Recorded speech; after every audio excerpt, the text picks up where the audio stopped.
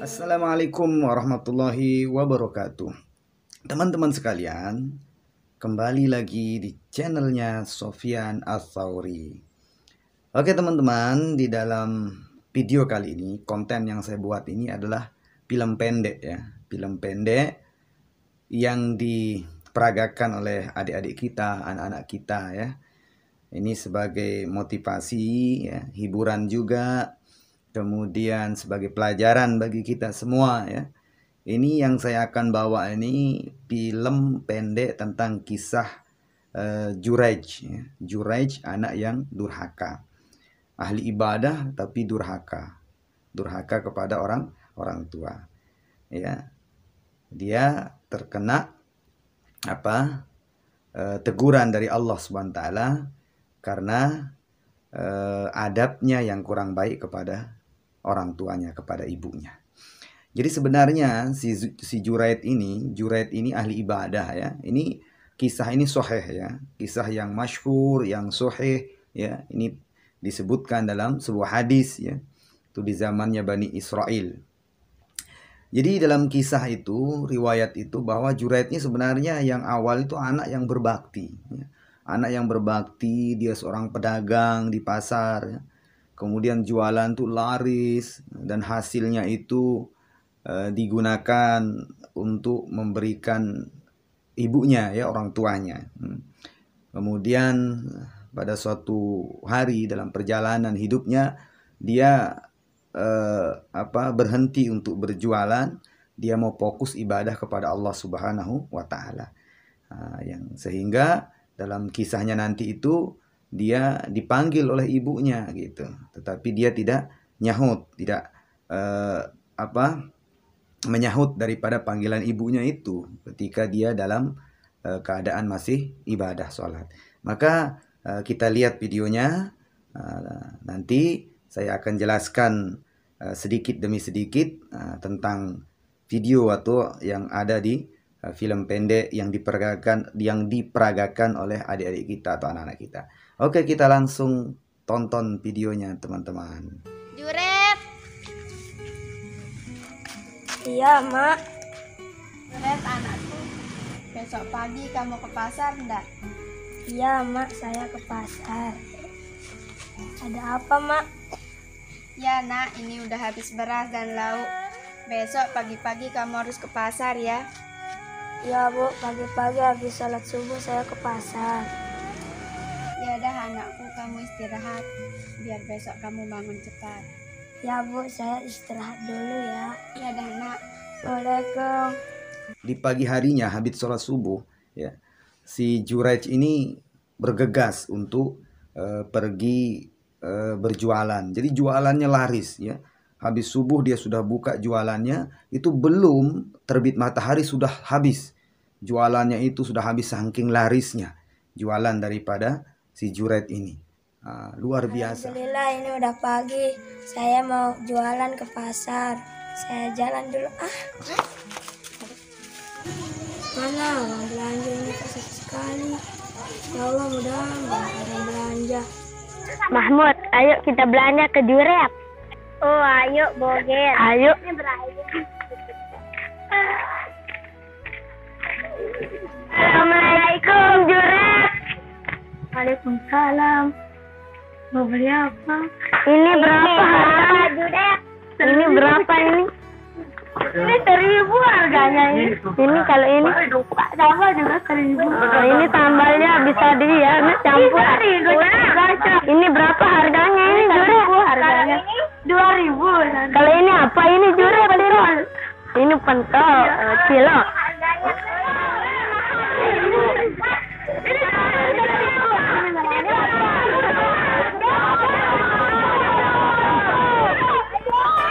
Tadi itu. Kalau ini enak jaga ini dimakan ini. Saya beli di Juraij itu tadi. Apa kamu beli ya? Dekat tidak.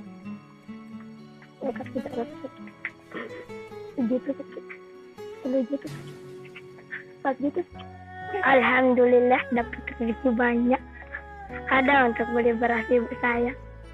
Saya pulang dulu antarin ibu saya. Nah, kemudian hasil jualannya itu diserahkan semuanya kepada ibunya. Ya, diberikan dia berikan kepada ibunya oleh si Juret ini karena saking baktinya, taatnya kepada orang tuanya. Wah, ini saya dapat rezeki. Ini Bu. Alhamdulillah bisa saya beli beras. Nah, setelah itu si Juret ini melakukan ibadah. Dia sholat, ya. Dia ibadah. Maka di dalam ibadahnya itu, ya, ketika dia munajat kepada Allah Subhanahu wa taala, terlintas dalam pikirannya, ya, dia ini akan berhenti jualan, dia mau fokus ibadah kepada Allah Subhanahu wa taala karena ada rasa nikmat, rasa luar biasa ketika dia menyembah Allah Subhanahu wa taala, salat, ibadah kepada Allah. Maka dia putuskan untuk beruzlah, ya, jauh gitu dari orang tuanya, jauh dari masyarakat. Dia mau ibadah khusus kepada Allah Subhanahu wa taala sehingga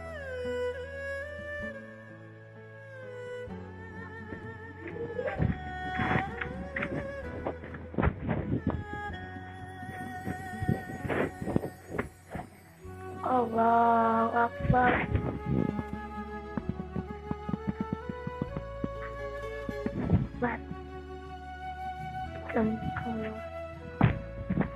Allah.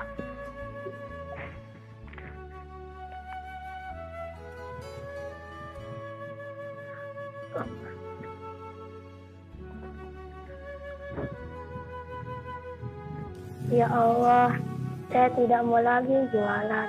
Saya mau ibadah khusus untuk-Mu ya Allah.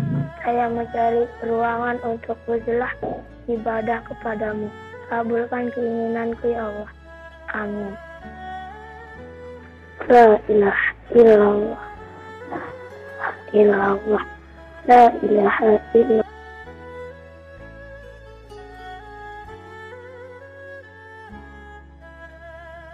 Sehingga pada suatu hari, ya, ibunya ini, orang tuanya ini mencari dia kemana-mana, dicari, ya, karena ibunya sudah kehabisan bekal, kemudian juga dia sayang, rindu dengan anaknya. Di mana si Juret itu beribadah, dicari, sehingga ketemulah di dalam satu peribadatan atau di tempat musolanya dia, itu tempat dia beruzlah, itu ketemu oleh ibunya. Seperti ini kisahnya. Oh, itu dia Juret.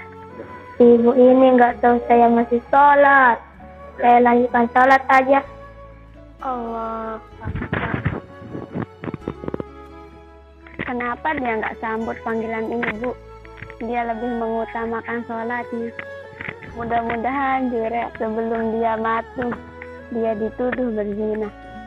Nah, maka pada suatu hari, bahwa ada seorang perempuan, ya, anak dari seorang bapak yang lewat di tempat itu, lalu kemudian di sana itu dilihatlah anak itu oleh seorang pengembala kambing. Lalu dia berbuat keji, ya, dia berbuat keji kepada wanita yang lewat di dekat daripada peribadatan daripada si Juret itu. Kemudian dia melakukan perbuatan keji itu di tempat peribadatan daripada si Juret itu, sehingga si perempuan itu, ya, sampai si perempuan itu memiliki anak. Sampai dia memiliki anak. Dan si perempuan itu mengira bahwa yang melakukan perbuatan keji itulah si Juret. Kita lihat kisahnya. Ayah, saya mau keluar belanja dulu ya. Iya. Hati-hati anakku ya, cepat pulang. Ya. Siapa punya anak cantik sekali. Saya mau goda dia.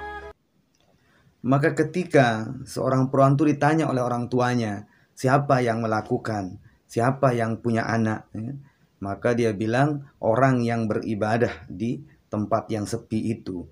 Maka orang tuanya memberitahu ke masyarakat yang banyak, ke orang-orang banyak menyerbu daripada tempat peribadatan daripada si Juret itu untuk mau membunuh atau menghakimi daripada si Juret tersebut.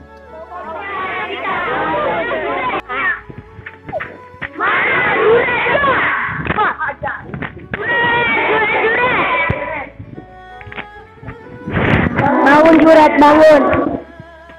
Ada apa ini rame-rame ke sini? Kamu harus tanggung jawab sama anakmu. Kenapa anakmu? Ini anakmu. Saya tidak pernah membuat buruk. Saya hanya beribadah kepada Allah. Itu artinya bunuh. Pokoknya bunuh. Sebentar dulu. Saya mau tanya anak ini juga. Wahai bayi kecil, siapa bapakmu? Pengembala kambing itu. Oh, gitu. Bukan kami ya, Juret. Iya, nggak apa-apa. Kalau gitu saya ibadah lagi ya. Assalamualaikum. Allahu Akbar. Nah, dari kisah ini ya, kita bisa ambil pelajaran bahwa orang tua kita itu tidak boleh kita kesampingkan. Sekalipun kita ini sedang sholat sunnah, beribadah sunnah, ya, maka kita boleh untuk memutuskan sholat itu, kemudian menyambut panggilan orang tua kita. Ya. Apalagi kita belum sholat, apalagi kita belum melakukan sholat atau tidak dalam keadaan ibadah, dipanggil oleh orang tua kita, ibu atau bapak kita, maka sambut panggilan itu. Karena orang tua kita itu adalah yang utama dalam hidup kita ini. Jangan sampai kita durhaka kepada orang tua kita. Karena azab Allah Subhanahu wa taala bagi orang yang durhaka kepada orang tua itu dua perkara. yakni di dunia dia akan disiksa dan di akhirat lebih-lebih siksaannya luar biasa. Inilah kisah yang kita ambil jadi pelajaran bahwasanya kita ini harus berbakti kepada orang tua kita. Kita lihat si Jurej, ya. Si Jurej ini walaupun ahli ibadah, tetapi dia pun mendapat daripada musibah, mendapat daripada balasan dari Allah Subhanahu wa taala dengan ucapan daripada orang tua kita, dari orang tuanya ibunya itu. Karena ucapan orang tua itulah doa. Dia tidak ada hijab ya antara ucapan orang tua dengan Allah Subhanahu wa taala kepada anaknya. Oleh karena itu, mudah-mudahan Allah Subhanahu wa taala senantiasa menjaga kita agar kita ini tidak menjadi orang yang durhaka kepada orang tua kita. Semoga bermanfaat kisah ini dan kemudian di-share, disebar ya. Jangan sampai kita ini menjadi anak yang durhaka kepada orang tua kita, dan jangan lupa untuk di-subscribe channel YouTube saya Sofyan Ats-Tsauri. Assalamualaikum warahmatullahi wabarakatuh.